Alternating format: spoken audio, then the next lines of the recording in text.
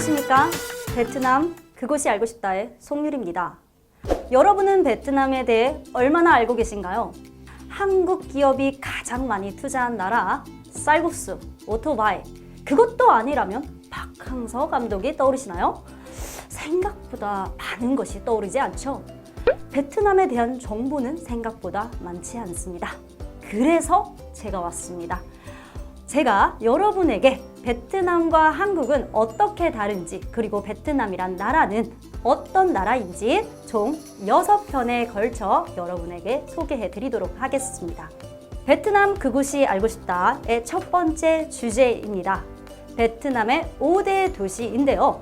먼저 지도를 통해 살펴보도록 하겠습니다. 자, 베트남은 어떤 모형으로 생겼나요? 베트남은 북쪽에서 남쪽으로 길게 늘어서 있는 국가입니다. 크게 bắc bộ, 북부, 중부, 중부, 남부, 남부로 나뉘어서 이야기를 하고요.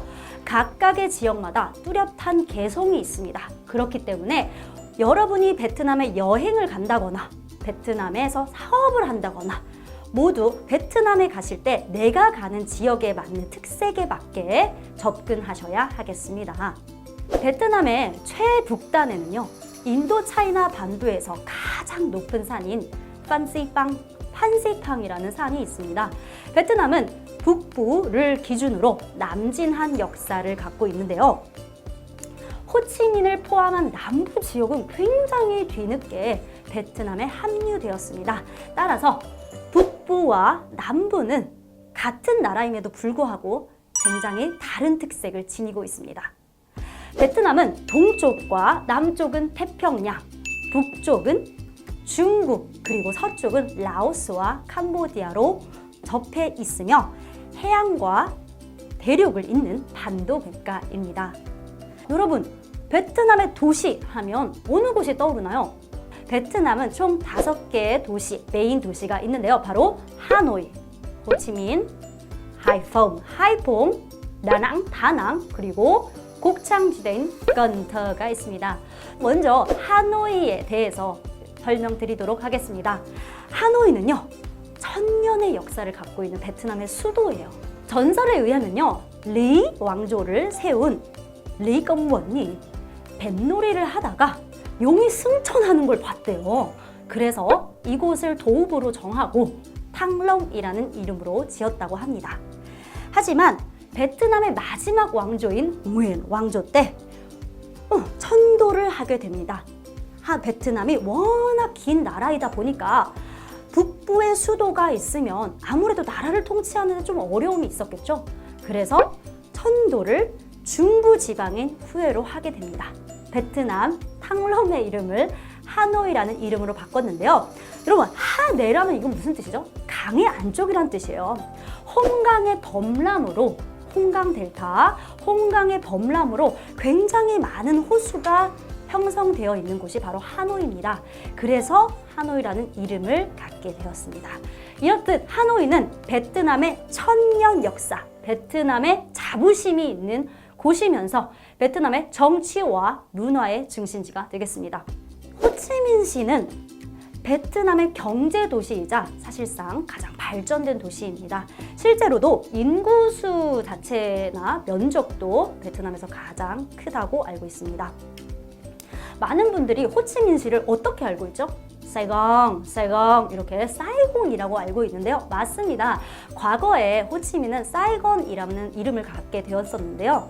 베트남 남부가 해방이 되고 남북부가 통일이 된 이후에 베트남 호치민 주석의 이름을 따서 호치민시라고 이름을 바꾸게 되었습니다. 많은 분들이 호치민시를 자꾸 호치민 이렇게 부르시는 경우가 많습니다만 절대 그러면 안 된다는 점을 기억하시고 호치민시만큼은 꼭 호치민시라고 여러분이 읽으셔야 합니다. 특히 사이공, 호치민시는요, 많은 그런 건축물들이 프랑스풍이다라는 느낌을 여러분이 받으실 수 있어요. 이곳은 17세기 이후가 돼서야 베트남의 영토로 합류가 되었기 때문에 같은 베트남 국가임에도 불구하고 굉장히 자유분방하고 조금 더 외국에 있는 느낌을 여러분이 받으실 수 있습니다. 자, 다음으로는 북부의 항구 도시인 하이퐁에 대해 소개해 드리도록 하겠습니다. 하이퐁 잘 모르시는 분들도 계시는데요. 하이퐁 이렇게 얘기를 하면요, 베트남에선 탱포 화푸러라고도 얘기를 합니다. 즉 화푸, 봉황목을 얘기하는데요. 특히나 여러분이 5월쯤에 가시면 정말 곳곳에서 봉황목, 아름다운 봉황목을 볼 수 있기 때문에 봉황목의 도시라고도 불립니다. 이곳은요, 깊은 바다가 있기 때문에 과거부터 선박 운송이 매우 발달하였고 많은 한국 기업들이 실제로 현재 하이퐁에 진출해 있습니다. 네 번째 도시인 다낭에 대해서 소개해 드리도록 하겠습니다. 2018년도 기준으로 베트남을 방문한 외국인 관광객 수가 약 1,550만 명에 달한다고 합니다. 그 중에서 중부 지역인 다낭, 호이안, 그리고 후에를 방문한 관광객 수가 700만 명 이상이라고 합니다.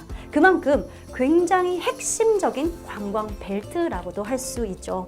게다가 최근 다낭은요, 스마트 시티 조성 핵심 도시로 지정되어 환경, 경제, 생활 등 6개의 분야에 걸쳐 사업을 추진하고 있습니다. 여기서 제가 한 가지 더 말씀드리자면 다낭 근처에는요, 세계에서 가장 큰 동굴인 퐁야깨방이라는 동굴이 있습니다. 혹시 동굴과 탐험에 관심이 있으신 분들이라면 이곳을 가시는 것을 적극 추천드리도록 하겠습니다. 자, 마지막 남부의 핵심 도시이자 곡창지대라 불리는 건터에 대해서 말씀드리겠습니다. 자, 우리가 건터 하면 무조건 나오는 단어가 있어요. 바로 그게 썸메công 혹은 베트남에선 썸기울롱이라고도 불립니다. 자, 썸기울롱은 여러분 구룡강이란 뜻입니다. 이 메콩강은요, 중국에서부터 흘러나와 여러 나라를 걸쳐 베트남을 걸치고 마지막으로 남중국해로 흘러 들어가게 되는데요. 남중국해로 흘러 들어가기 전에 9개의 지류로 갈라집니다. 그래서 9개의 용, 구룡강이라는 이름을 갖게 되었습니다. 이곳은 굉장히 땅이 비옥하고 유속이 좋아서 여기선 대부분의 쌀이 생산이 되고 대부분의 과일들이 생산이 됩니다. 건터하는요, 여러분이 꼭 아셔야 하는 것이 한 가지 있습니다. 그것이 바로 건터는 수상이 굉장히 발달된 곳이라 수상가옥과 수상시장을 여러분이 보실 수가 있습니다. 지금까지 베트남의 주요 5대 도시를 살펴봤는데요. 베트남의 각 지역의 특색을 알 수 있는 시간이었습니다. 이 영상이 꼭 도움이 되셨길 바라며 다음 시간엔 저희는 더 재미있는 영상으로 여러분을 찾아오도록 하겠습니다. 자, 여러분 지금 뭐 하셔야죠? 구독, 좋아요, 알림 해주세요. 그러면 우린 다음 시간에 뵐게요. Chào các bạn!